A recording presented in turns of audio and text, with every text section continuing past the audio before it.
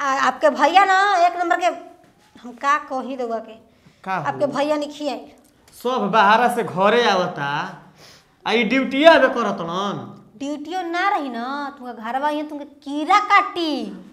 हम नागिन हनी डसी ना आपके भैया के कैसे तू झेलत तड़ दूसर मेहरारू रहित न तो भाग जाई। हमारा मन करला कि हम भाग जाए लेकिन कैसे ही कोई संपत्ति छोड़ के भागी बताई। ठीक कहत भौजी भाग जा तू हमारा संगे। बतावा हो तो सबकर पूत भतार न नया साल में घरे आ गए न लेकिन एगो हमार वाला बाना न ओ हरे के हर बिला गइल बा न एगो फोनवो तक से ना कर सके ना कि हम ऐजा बानी रे वैजा बानी कुछ करतानी। बताओ इनके आन हो जाएगा चाहिए अपना घरे आए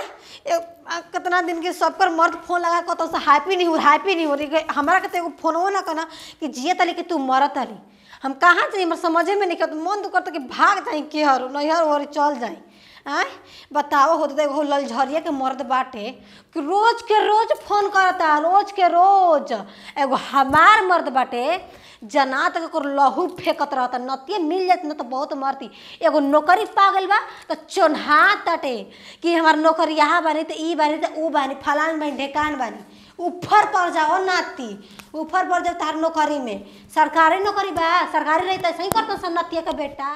का करी हमारा तो कुछ समझे में नहीं आवत चाहत ना रहे बाहर से घरे आवे के ऐसा हम आ गई न कि हमारा कुछ निकी नहीं खेला गते जी बा कौनो यार संगतिया दोस्त भेटाते नहीं कस कि वहीं से बोली बतियाई हंसी मजाक करी एगो उपाय बा रुक जा सिपाही वो भौजी कहाँ तनी चले द तनी उनकर सर समाचार ली तो का जान भैया आयल हुई न तो मोर मिठाई खाए के मिली यार मिठाई के तो छोड़ा ना बात विचार बतियावे के मिली न। चलो हम मिल लगा के फोनवा पूछ ली कि मुँह तरह के जिया तरह फोनवा का हो भौजी। हाँ ए सिपाही पे भौजी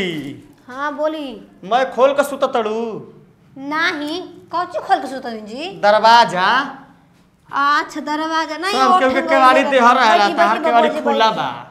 बड़ी दिन के बाद आइल बानी का बात बा जाना तो नहीं खू बाहर से आई नहीं न तो सोचा नहीं कि तनी चली तार घरवा भेंट कली भैया ले हो भैया आइल बन तो तनी भेंट कराव ना। देखिए आपके भैया हिती को नहीं खा कि कमर में दबा के लेकर चल जाए ठीक नू आपके भैया ना एक नंबर के हम का कही दोगा के का आपके भैया नहीं खियाई सब बाहर से घरे आवता आई ड्यूटी आवे करतन। ड्यूटियो ना रही ना तुमका घरवा यहाँ तुमके कीड़ा काटी हम नागिन हनी डसी ना आपके भैया के सही और नहीं तो का तभी तू उजा ना आवे ना हैं 10 दिन के छुट्टी मिले तो सब कोई आवेला अपना घर तो ऊँचा तो ना इंग्लैंड घूम में हैं बताई तो के जाने कौन कर रखले हुई हो कौन ठीक बा। देखी बाबू जी ज्यादा फालतू मत बोले समझ नहीं ना हमके अपना मर्द पे पूरा विश्वास बाटे वो मानता नहीं कि यार घूमे ना लेकिन रखा रखवल ना करे ना विश्वास से बा अरे ओते नहीं खन छोड़ देले बड़न तहरा के। अब कहल का चाहत नहीं हम कहल कुछ नहीं के चाहत हम नहीं तारे कहां बैठे बैठे नहीं तो हाँ, बोले बतियावे। अच्छा तब देखिए जी देखिए हम मर्द घरे नहीं खे ठीक नू ऐसे हम कोई वैसे ना बती ना आप तो मने सागा बानी तंजीत यही सब के बतिया उतिया ले तनी लेकिन हम ज्यादा कोई से बतियाई ना नहीं दे बुआ का करबू गाय में न सारा कोनो लइके भी नहीं कस जाना तक मर गेल बड़स सब कोई बाहर न गइल बा हम बाहर से आ गनी घर सब कोई काल आई ना सब कोई रात में आपके मम्मी कहत रही कि बहुत लड़का आवत ना रात में ट्रेन पकड़िए। हाँ तो हम चली नहीं हम सोचा नहीं कि भैया आइल है तो तनी चली उनकर ना वहाँ के ना आई वहाँ के क्रिया खैले बानी के ना आई ना आए तो मर जाए तो कहाँ हम बताई तो हम कहाँ से फिर दोबारा के जाने कैसे तू झेलत तड़ दूसर मेहरारू रहित न तो भाग जाई। हमारा मन करला कि हम भाग जाए लेकिन कैसे ही कोई संपत्ति छोड़ के भागी बताई। ठीक कहत भौजी भाग जा तू हमारा संगे का कल हनी देखी दे यार बबुआ अबे तो एक झपड़ मर ले और दोबारा मर तो फिर कान के जरी चटकन धरा है समझा नहीं ना हो हमारा संगे ना हो। हाँ गलती से कहा गेल हो गलती से कहा गेला आपके मन में कुछ चलते बा तभी ना आपके जुबान पे आवत है। अब देखा हमारा के गलत मत सोचा ठीक बा आपके माई बाबू बियाह नहीं करते रन सारे ऐसे ही रखले बा ना आवती ना बुढ़ी तुम करके बताओ तनी यही जे हैं हो गनी 50 साल के बियाह नहीं के भइल। देखा माई ले मत कहिहा न तो माई ले कह देबो न तो झगड़ा हो जाई। कहबे न करब